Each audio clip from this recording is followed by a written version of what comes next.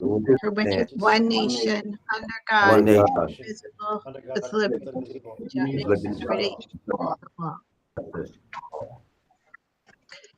Okay, well, thank you, everybody, for joining on this snowy day. I appreciate it. And I know we're all very much looking forward to the presentation. So I believe, Dr. Sheboy, at this time that I can just hand it over. Yes, we can hand it over. Beth's on the call. We'll let her take point on this. She's worked real hard with the department to showcase what the initiatives are and what we're working on. And you can see from this very large group of faculty members that a lot of people came out to present and to support. So it's wonderful to see everybody. It's probably the second largest meeting ever. So. Yes, thank you all. So go ahead, Beth. All right. Well, thank you, everybody, for coming. We really appreciate it. The teams have worked really hard on their presentations. And so hopefully I'm going to present them without any flaws. Be patient, because sometimes technology is not the easiest thing. So we're going to start with our K2. Amy Petrosini and Desiree Brown have done a great presentation, and then we'll go to the high school and the intermediate school.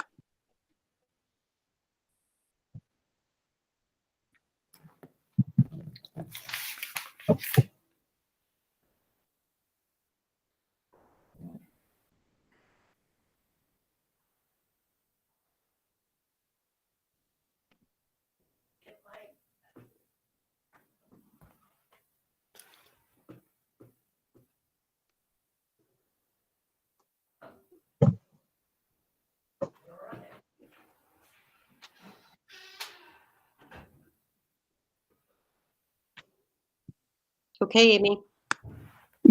Yes, hi, good evening, everybody. Happy holidays to all. Hope you enjoyed the cold snow and weather tonight. It was nice to have a little break, but thank you all for coming. I believe this is my second time presenting to you guys about my class and about what we do in our class. I am Amy Petrosini, and I am the special education teacher at the Fort Montgomery School. This is my fourth year, we're doing that K2 class. This year has been challenging, to say the least, but I've been happy so far with what we've been doing.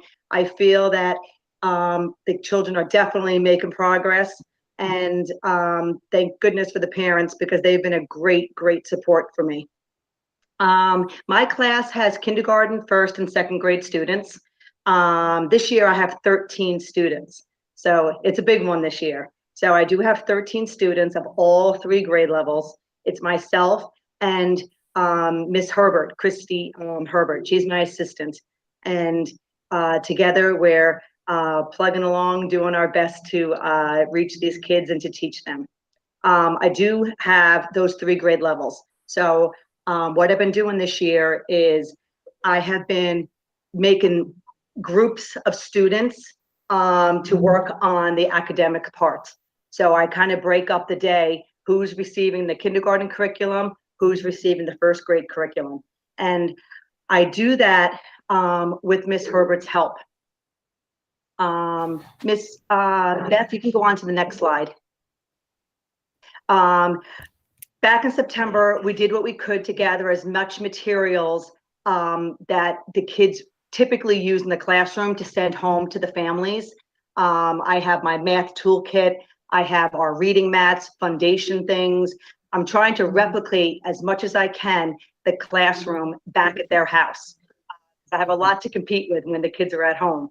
But we're sending it all home to them. I have been doing weekly pickups and drop off for them, and really keeping in touch with the parents so they can have everything that they need to do the work that we do.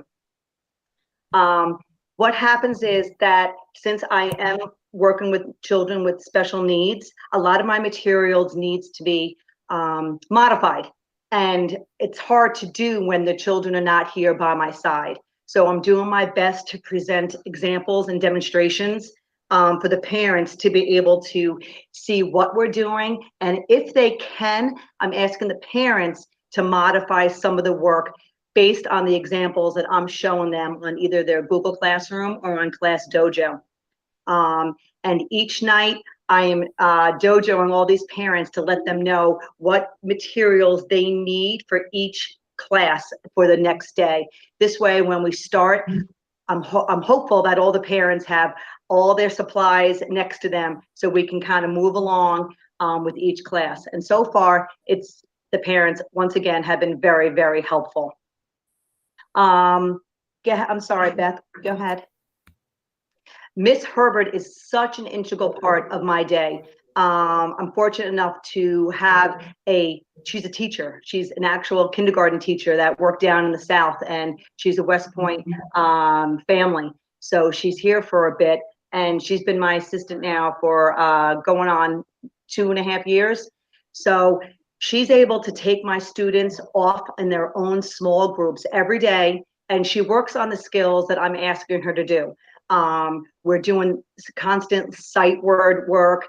We're doing letters and sounds, reading comprehension, rhyming. She's throwing math in there.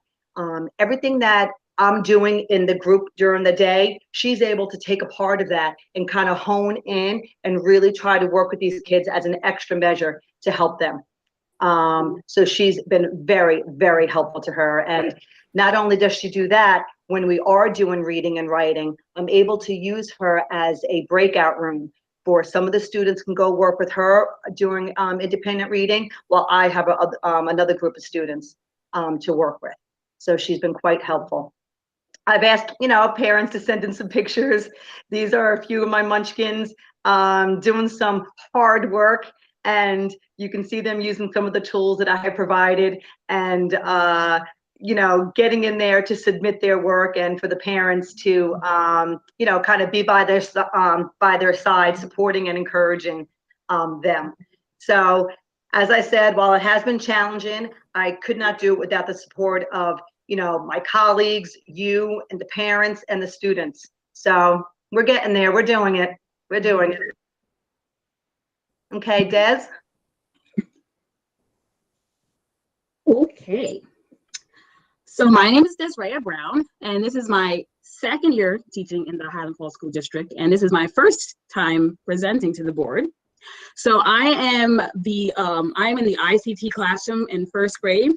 So that is where our special needs students are integrated with our general ed students in a classroom. We have a classroom of 14 children, and 5 of them have IEPs.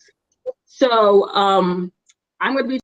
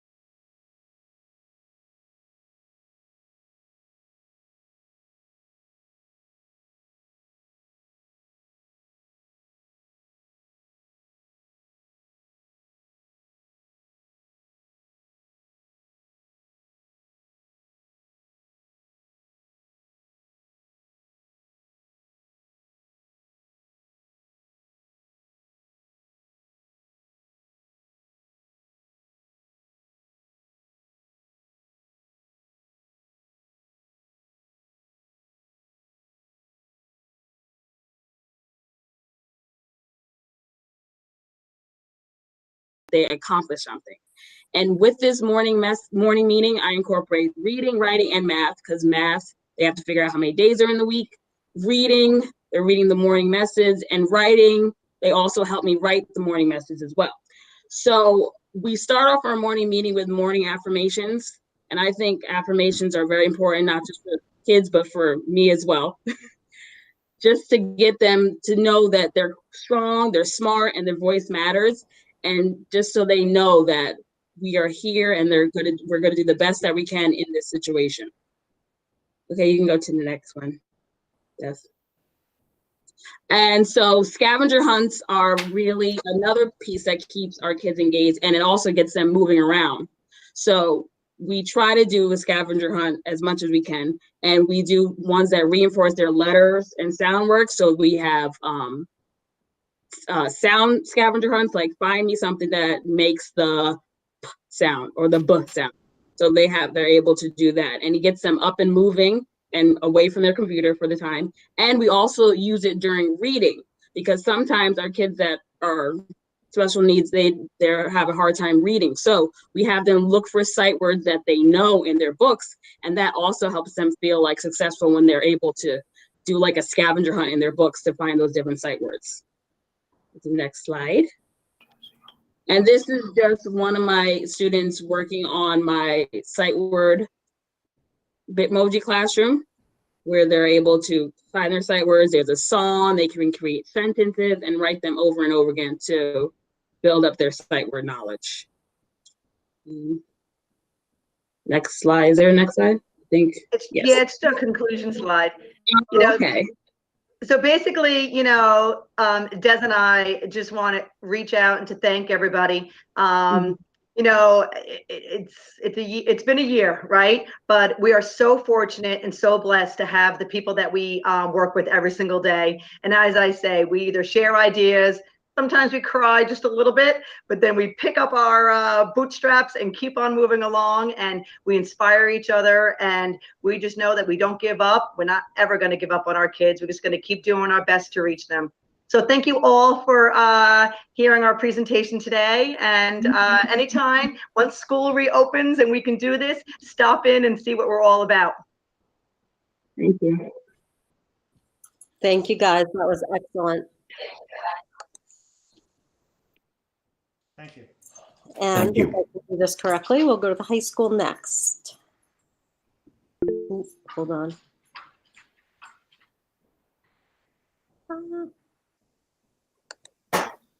Sorry. Beth, do you want me to share my screen, or do you want to? That would be great. Okay. So I am Nicole Glennon, and I have most of my awesome high school special ed team here as well. We actually pre-recorded our presentation in this world of not knowing what tomorrow could bring. So I'm just going to set this up to play it so you can hear everybody. Hold on. Okay. Can everybody see this? Yes? Okay. I'm going to mute myself. Yeah.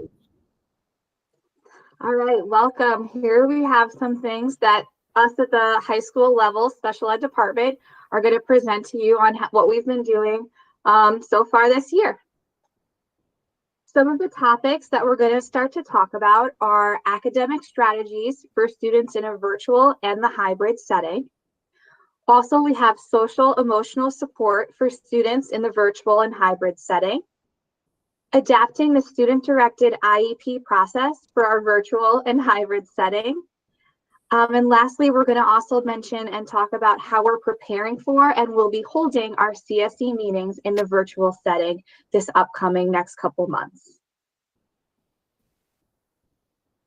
Okay, so to make sure that we're checking in with our students, it's really difficult in a virtual environment, I think, to know what they're thinking and how they're doing. When we're in the classroom, it's just much easier to read their faces and their body language. So I've been using Google Forms a lot to create exit tickets, to create entrance tickets, to do an end of unit survey. I asked the kids to do self-assessments. And I also ask the kids how I'm doing. I create an evaluation for the kids to evaluate whether I'm going too fast or too slow, and so that I can get the feedback from them on a consistent basis. Google Forms has a lot of advantages. You can collect the responses all in one place, and have like a Google Sheet with all the feedback in one spot. Another way in which we're utilizing Google Forms is for parent and teacher feedback. It's important in the IEP writing process to get both feedback from parents and the teachers, both general ed and special ed. So pictured here are a couple versions of our feedback forms. On the left-hand side are questions that we like to send to parents to get their feedback about things they may notice, especially since they're home with their students. And we are not seeing them in person and in a normal traditional setting. So those are some questions that we just like to get parent feedback for, and we give them some time to respond to that. And then in addition, we also send a Google form to the student's entire schedule. So all teachers kind of give us strengths and weaknesses of the student, skills that they need to improve upon, you know, how their performance is, attendance, and etc. So Google Forms has really been an easy and efficient way to get quick and complete feedback from both parents and teachers alike. All right. These are some ways that we're actually utilizing the Google technology that we are lucky enough to have in our virtual and hybrid settings. So kind of ways that they're especially beneficial for our special ed population, and we have. So the first one is the use of highlighting, which really we've been using in all sorts of classes. You know, in global, which I can speak to the best, we use it to help with annotating documents with reading comprehension. So, you know, teachers have used highlighting to point out key terms, to also help them identify words that they cannot understand. Then to kind of go closely with the word that they can't understand, we've also had students really take advantage of using the dictionary. So when students highlight and then click Control Shift and Y, they actually get the dictionary pop up on the side of the screen to help them put meaning to words. Another strategy is adding comments to annotate actual documents. Another thing which we'll kind of talk about later is the kind of usage of the breakout rooms. So for resource room, it has been so incredibly helpful to give students more one-on-one support. Another strategy that a lot of the co-taught classes have been using is putting a link in a chat for a separate meet. So in my classes, I call it the SOS Help Me Please group or meet. So we'll put that in the chat at the beginning of every period. And especially when students are doing independent work, if they have questions and feel uncomfortable asking in front of their entire class, they can actually pop into this private room and get one-on-one support as well. And then lastly, the ability to record Google Meets like we're doing now has been useful in either recording lessons to send to students, and also being able to record teachers doing tests read. So, you know, we can record a test and send it out at a later point, and then all students receive their accommodations. So to speak further on the idea of this SOS room, I started using it first in my co-taught. I realized that one of the things that was really missing in this virtual environment was the ability to pull students aside or have them pull me aside and easily ask a question. So I co-teach with Mr. Gale, and I broached the idea of putting a separate meet in our chat so that students could ask us questions without feeling uncomfortable or to get extended help. And it's been really great because now students have multiple places to go during the class period to ask a question, or even sometimes just sit with the teacher and know that we're there with them. I think it does create a more lifelike environment for them almost. They feel like they're really with us, and it does help with that connection and that comfort level that they know they have a place to go and ask those questions without feeling embarrassed or just to feel like they have support.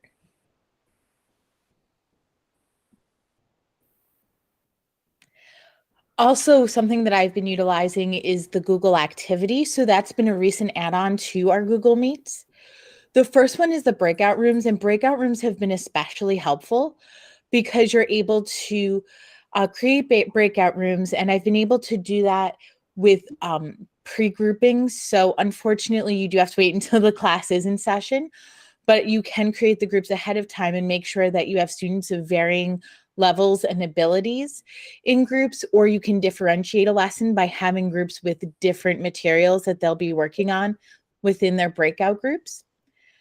And this has allowed us to regain some of that control of group work, allowing students to work together, have more of that feeling of community, and allowing them to assist each other in activities and not simply come to their teachers. I've been able to do escape rooms with my classes where students have to solve puzzles based on literary devices and elements. I've also used polls as an instant response. So like Marie, it's a great way for me to get instant feedback. What do students know or not know? What are areas where they agree or disagree with a topic? This also gives students the opportunity to really participate. If they're uncomfortable answering questions in class, this is an easy way to participate. And for me to know that they're engaged in there. So sometimes I'll have a poll that I'll post in the middle of class to make sure that everyone is still engaged, understanding the lesson, and that they're following along. And lastly, the Q&A is really similar to the chat feature, but it does allow students to ask questions during class that other students can see, and then I can answer for the entire class. All right, and to continue with our, Google tech that they have, we can use Jamboard and Google Polls, I know Bridget just mentioned, to really engage virtual participation, which is definitely a huge piece of this virtual online, like getting the students to participate and use their voices and, really engage with their lessons. So Jamboard, I have a few pictures here of how we have used Jamboard in my co-taught geometry class, where we can essentially kind of make groups on different, it's almost like having a whiteboard where students can draw, they can add pictures, text, graphs. I mean, we see like amazing images that these are all student created. So they're able to participate and put what they want to write without necessarily using their voice, because we do know it is a little bit more uncomfortable to, speak on the cameras. Especially for some of the younger grades. So I've had a really lot of success using Jamboard. It's really easy to use. There's no extra links or logins, and it's great to give feedback immediately as you see students typing, as you see them adding pictures or graphs. So it's been really, really helpful to kind of get the students involved, have them make a reference sheet or have them help with making their own study guides. And I also use the Google poll as a really great way of checking for understanding, which is a pretty common combination on our IEPs. So even just a really quick, how are we feeling with this topic, 1 through 5, during a lesson, even the same poll during and then after a lesson can really help you gauge individually how students are going through the content. So all the Google technology has been amazing and very helpful.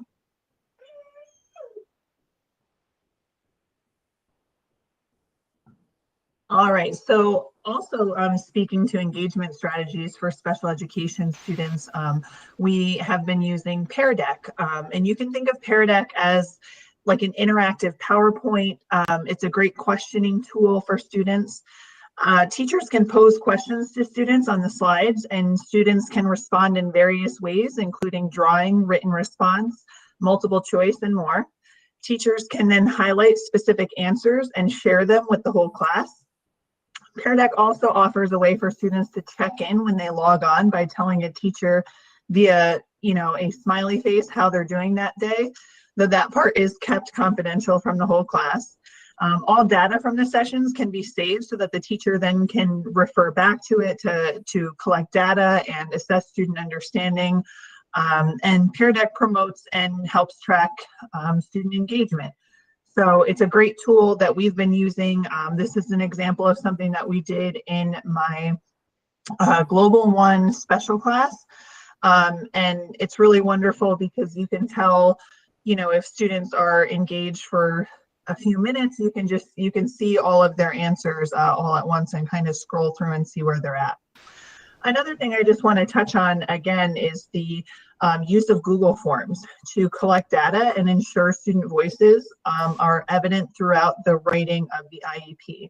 So last year we presented on student-directed IEPs, and we're continuing our commitment to that this year. Despite being in a virtual setting, we would really like to ensure that student voices are heard and evident in their IEPs.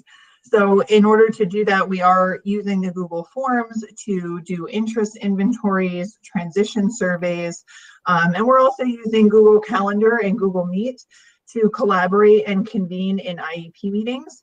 Also, many of my colleagues and I found that we had a higher turnout among parents of special education students for the parent-teacher conferences. So we're looking forward to using this tool again for IEP meetings to see if we have the same result. All right, so that is all. Thank you for your support of the special education department, and we hope you have a wonderful holiday season and happy and healthy 2021.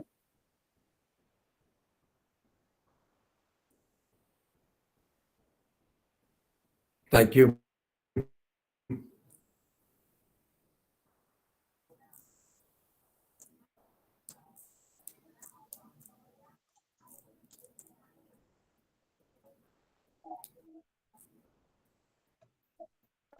Thank you. All right. Cecilia. Good afternoon, everybody.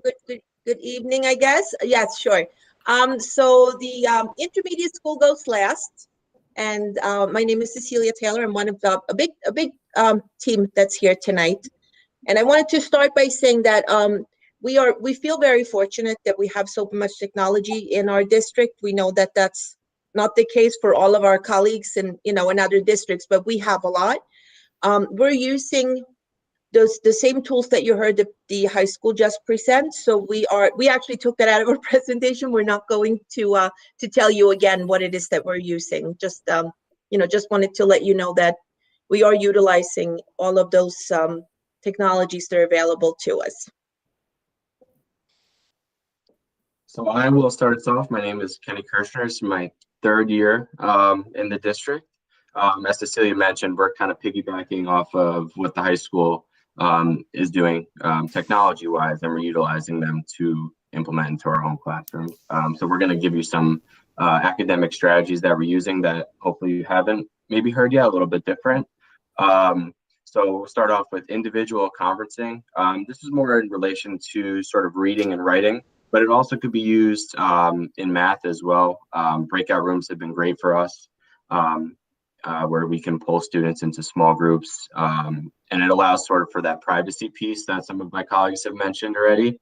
It also gives us the ability to give them that instant feedback that sometimes students are, looking for, and we can correct mistakes in terms of writing, and it gives them a little bit more time in terms of processing maybe what they read, what they wrote, and stuff like that. So moving into that, Scaffolded Notebooks, we'll have a slide on this, which will nicely demonstrate what it looks like.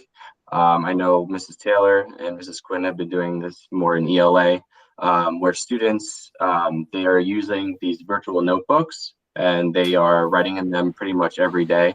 But as a special education teacher, we're able to kind of put in these Post-it notes, I guess, if you must, or little checklists on the side of their notebooks, giving them some instructions, directions, something they may have missed, something they need to add into their notebook. So I know it's really been working great for them. I also use a virtual notebook in my self-contained social studies classroom, where students can follow along sort of with me, make it interactive with guided questions, notes, sentence starters, things of that nature. So this kind of helps students who struggle with memory or they forget directions, and some students who aren't able to multitask because there's a lot going on in a virtual environment sometimes. Research or project-based assignments revolving around the idea of student choice. I think student choice is a really big thing in 7th and 8th grade, and throughout all of school. I think students are more engaged when we give them the choice of how they're going to present their materials or research the materials or what they're going to accomplish. Engagement's a hard thing to tackle sometimes in this virtual settings because we're not there face to face with them. So this idea of student choice hopefully will boost that sense of engagement and motivation within our virtual classrooms. Technology is great because we're able to, obviously right now we're doing it, we're sharing our screens. The students can share their screens with us if we want to see what they're doing, and we can work that way. Google's tremendous because we can give that instant feedback. We can actually, as teachers, go into their documents and see what they're doing. We can make comments. It shows up in a different color, so they can make those corrections. We can give them other suggestions right in real time. So if students are working in my virtual notebook or in ELA, we can go into their documents as they're typing up an essay or a paragraph, and we can correct those mistakes right then and there, which is great. And the last thing we've been utilizing too is Kahoot and quizzes. They're more of like fun, interactive type of games. And you can use them for all subject areas. So for math, we can do something with math facts. Social studies, we could do some, if we're working on a specific topic, we can type in that topic and we'll get questions that way. So it's a little bit more fun and engaging type of way of assessing students and, hopefully increasing that motivation that we talked about before. So this is what that scaffolded notebook would look like. So we set up notebooks that look a lot like what notebooks would look like for students. You write your body paragraph. We have colored coded headings so that they know what essay they're in. We can label the headings for those students that need it. And these are the little virtual sticky notes that Mr. Kirshner was talking about. We can put a little note for, not all students need this, but when they need it, we can put reminders of what goes on each page besides adding comments about the actual writing. So you see on the right that there's a checklist that they can just kind of check off because it does support the memory and it allows for some more independence so that they don't have to ask us all the time what is that they need to do next. And that has been really wonderful because a lot of our students might struggle to go back and forth between different things in Google Classroom, and this way everything is right on the page. So these scaffolded notebooks have worked out really well for us in English. Oops.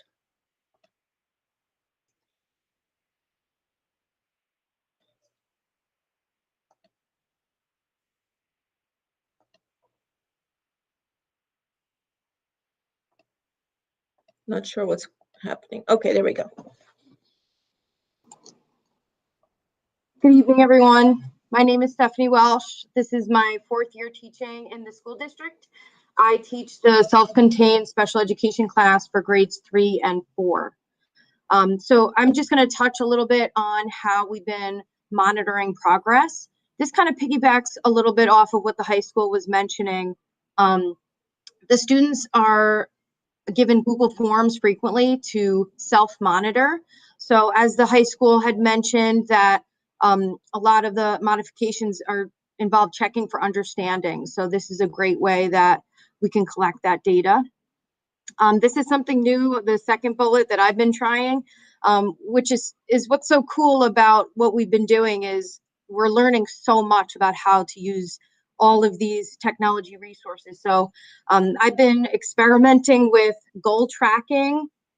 So collecting data when I do an activity with a student to track their IEP goals, I've been actually tracking it on a Google form myself. So it collects all the data really easily. And You can do password protected Google Forms and things like that, stuff that I had never realized you could do before. And so I've been trying to use that a little bit more. Wednesdays have been really wonderful for one-to-one student conferences. So we've all been using that time on Wednesdays to meet with either small groups or one-on-one with students. And this kind of touched on what Amy Petrosini was saying before, that she sent home a lot of hands-on materials for the students, and I did as well. So this is a sight word center you'll see on the screen that I sent home. There's 4 different sight word centers. They have the wiki sticks, they have dice to roll, to play the game for their sight words.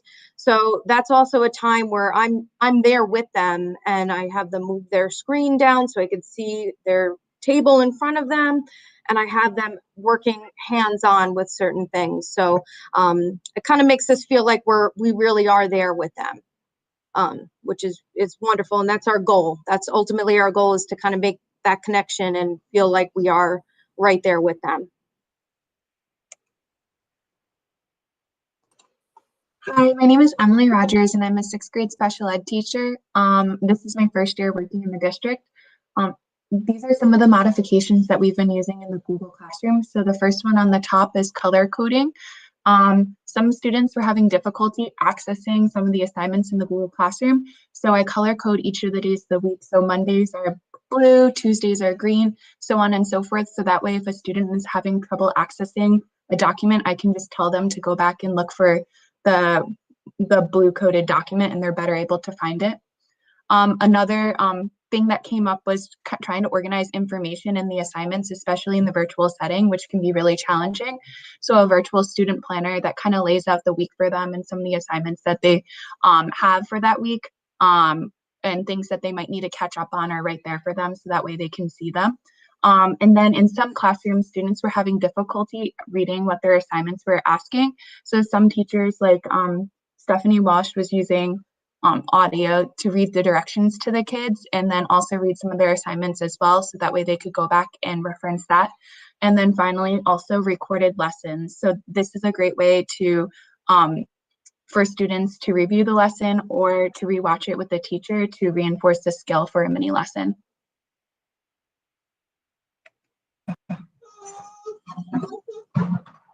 That commercial really sucked you in. It got you so into the So hi everyone, my name is Carrie Erskine. This is my 4th year in the district. I teach the 5th and 6th self-contained class at the intermediate school. So everyone has mentioned engagement and talked about engagement, which is really a huge task for us to kind of tackle. So something that we do in our classes is pretty much like background of the day, just utilizing the backgrounds that we got from Google. The kids love them, so it's a great way to incorporate them in our lessons each day. Something that was mentioned before was scavenger hunts. The kids love that, when we kind of tell them, like, go around the house and find like keys or find something that's red or blue. So it's a great way for the students to kind of interact and engage. Something that I started doing last year when we were virtual was sharing something, like showing your pet or showing your sibling, or lately the kids have loved to show their Christmas tree. They want everybody to see what their Christmas tree looks like. So it's a great way for us to incorporate them into our daily lives and for them to share something a little bit about themselves.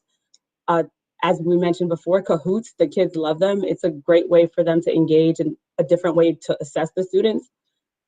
Another fun thing is Field Trip Fridays. The students love when we go onto the different virtual websites and we look at, like, the Georgia Aquarium has a live webcam of their aquarium, and the kids get to see the different animals at the aquarium, as well as the San Diego Zoo. So those are like great resources to use. Another thing that is used by Mrs. Welsh is Mystery Science Mondays with Mystery Doug. It's a great way to share these videos out with the students. We also do a lot of deep breathing exercises, because sometimes you need to just breathe. We're sitting at these laptops every single day, so it can become overwhelming. And then, as well as Go Noodle, it's a great way to take brain breaks and a great way for the kids to just get up and stretch. Thank you. Hi, everyone. I'm Joseph Toomey. I'm the 3rd grade ICT teacher at the intermediate school.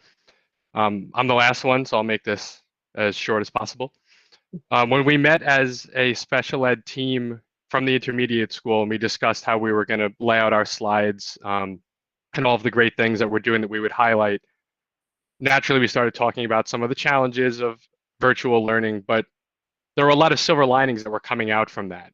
And something that it seemed like we unanimously were talking about was how useful Wednesdays are, and the fact that we can use that time to pull specific small groups to work on our IEP goals, to pull students one-on-one, just to have sort of an open office hours, which in a typical school day, we don't necessarily have that time. So to have the Wednesdays to do that has been incredibly helpful. Students are learning how to write proper emails, especially in the older grades. They're communicating with teachers and learning how to have that sort of life skill that would maybe not be taught explicitly in a traditional setting. Students are learning how to take responsibility for their learning by communicating with their teachers, letting us know what's happening with scheduling, and if they have any conflicts. We'll have students, even in third grade, that will say, you know, I'm not able to come to this small group. Is there another time that I can come? And just sort of taking more ownership of their learning. We're also seeing students becoming problem solvers. Even in third grade, we're having students that will log onto a meet and maybe their microphone's not working or they can't hear anyone. And before the teachers are able to address it, their peers are like, here's something you can try. Here's something that fixed my headphones. Here's something that allowed me to fix a sound on my Chromebook the other day. So they're solving their own technical issues from home at such a young age, and they're really mastering how to navigate through Google, how to navigate through different websites. When we do Kahoot virtually, we'll present in a meet and they'll have to go to a different tab to get to their actual answers. So they're switching tabs like adults are, you know, from one piece of information to the next. And something that the third grade does on Wednesdays that I wanted to highlight is we do what we call a Wacky Wednesday. And we have the entire third grade vote on something funny or fun that we'll do. Like this week, the choices were like crazy hair day, show your talent, bring a pet to school, or like show us your sibling.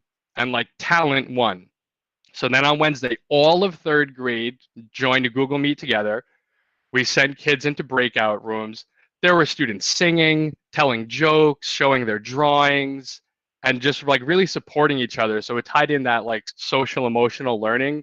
Then they jump back into a big Google Meet. Everyone's typing in the chat and saying hello to their friends and everything. And the students love this. Like we have, I think, 52 third graders, somewhere around there.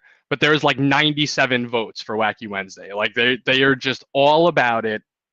And it's just another way that flexibility on Wednesdays has been super crucial to us. And there have absolutely been some great things that have coming from virtual learning. So we're adapting, and the students are adapting, I think, even better than we are.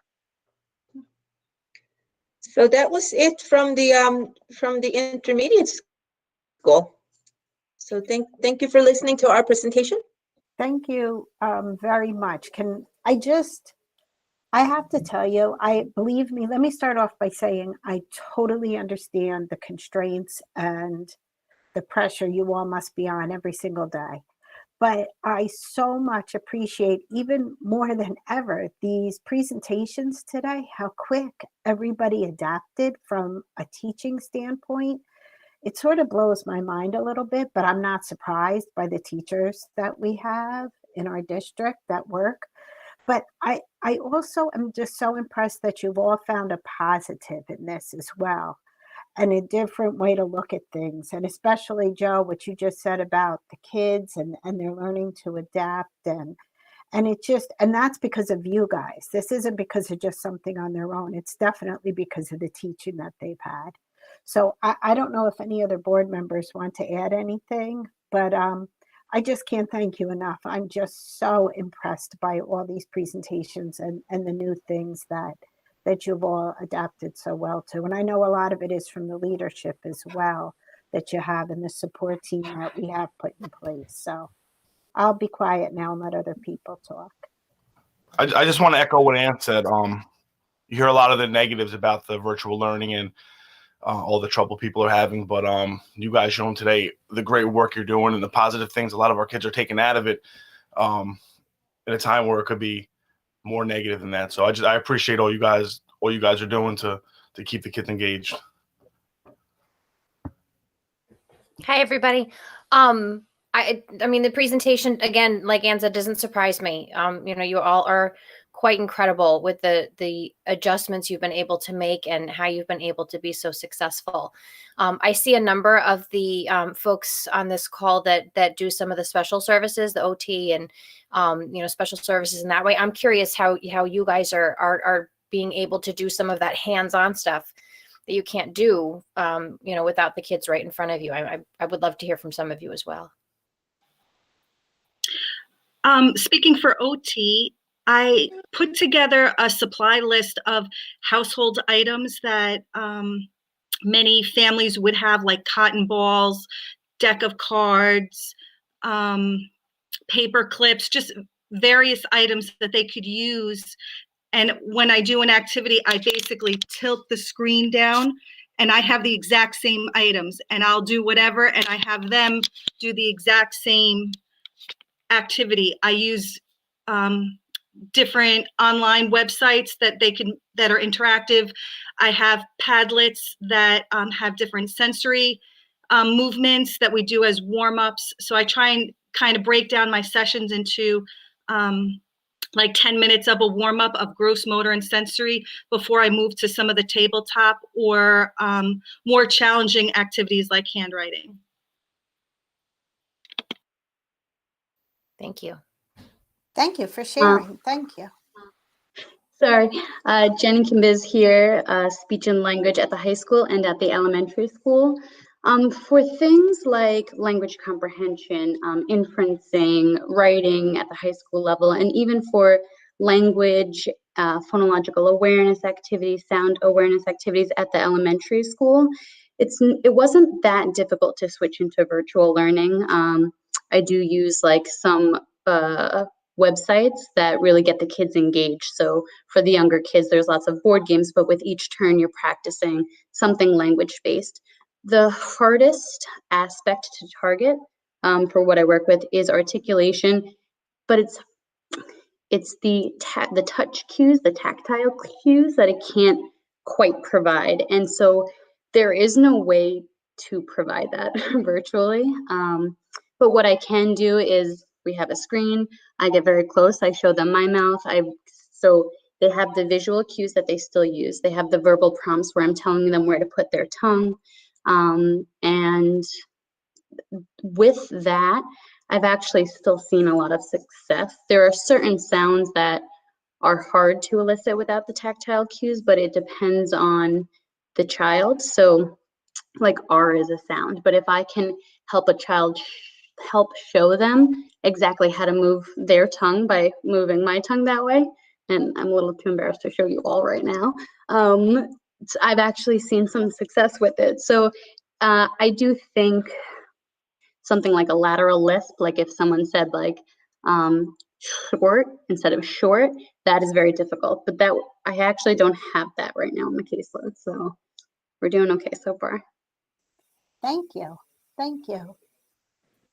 And as far as social emotional learning is concerned, I would say that initially when the remote learning had started, it was, I must admit, it was really difficult. And I had, shared my concerns with the teachers and also Beth as well. But now I think the kids have become so used to it that now it's a medium that they actually look forward to, where there are not too much expectations like academics or not too many expectations are put on them. So they feel free to engage. It's an opportunity for them to engage with students that they have not really seen in a long time, whether it's playing social scenario games, whether it's watching a video or going over social stories or watching or reading a favorite book with me. So it's basically grounds for them to come and socially engage with each other. So surprisingly, it's been going really well for me. Of course, there are times and days that it's not, the bestest of situation or time for the students, but then we have those when it's not remote learning, when we are in person too. So I think it's been going surprisingly really well. Thank you. Thank you for sharing. Do any other board members want to make a comment? Well, Beth, I really appreciate your team and everything they've brought forward tonight. It's really just, for me, it makes me so happy knowing, I mean, just to see all this, and I know it's hard. Please understand, everyone. We all, every single one of us, like Aaron said, face it, we all know it's really hard. But thank you for continuing to support the students in the way that you are and going above and beyond. So thank you. Can I make one comment? Go ahead, Frank. Yeah. So first off, I just wanted to thank Beth, thank the principals, thank Andrea, thank obviously the board, but certainly thank you to this group of amazing educators who are just rising above. You know, Joe, that slide on those silver linings, yes, as Aaron and Ann both pointed out, we hear the negative, but I mean, look at those real life things that these kids are doing and exhibiting. And you know, we've heard from the business world for years that kids can't write emails, right? They can't communicate in a professional fashion, yet our kids are communicating every day in a more professional fashion than we've ever asked them to do. And that is just it's just wonderful. And the problem solving, we talk about real life skills. So my daughter is a special educator in Virginia, and I'm going to ask her to watch this meeting, because as a second year teacher, she'll learn a fair amount from just the tidbits that you've all shared today. So don't be surprised if you get a unsolicited email from some young woman who's a teacher in Virginia, because you are just doing amazing work for our children. So that's all I want. Can't say it enough. Thank you so much, each and every one of you and the whole team. So thank you.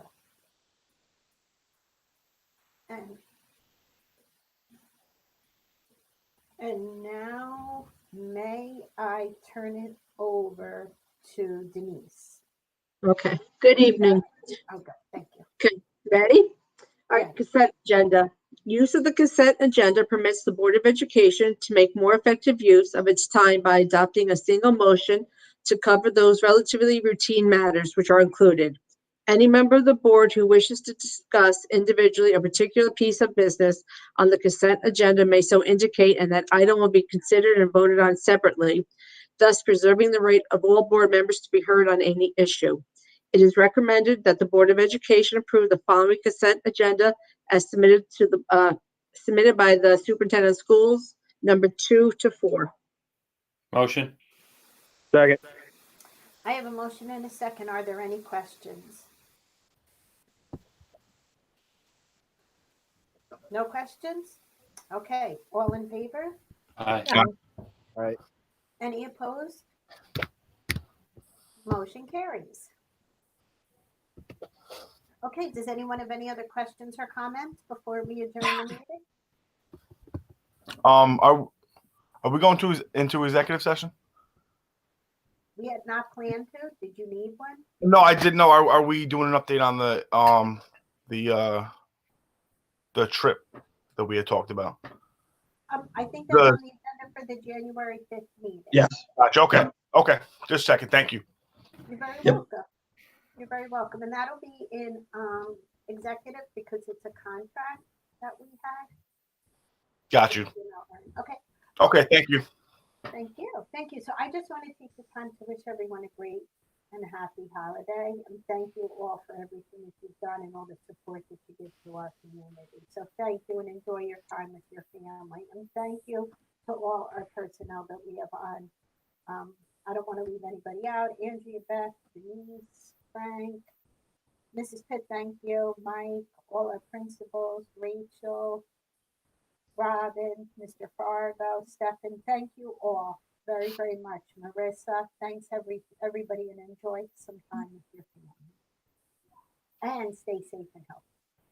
Thank you. Guys, happy holidays. Thank you, all of you. Happy holidays. Thank you. Happy holidays. Happy New Year. Yeah. And a motion to adjourn. Motion. Second. Okay. Aye. Everybody approve? Yes. Okay, great. Thank you, everybody. Thank you. Good Good night. night. Happy holidays, everybody. Bye. You too. Bye. Take care.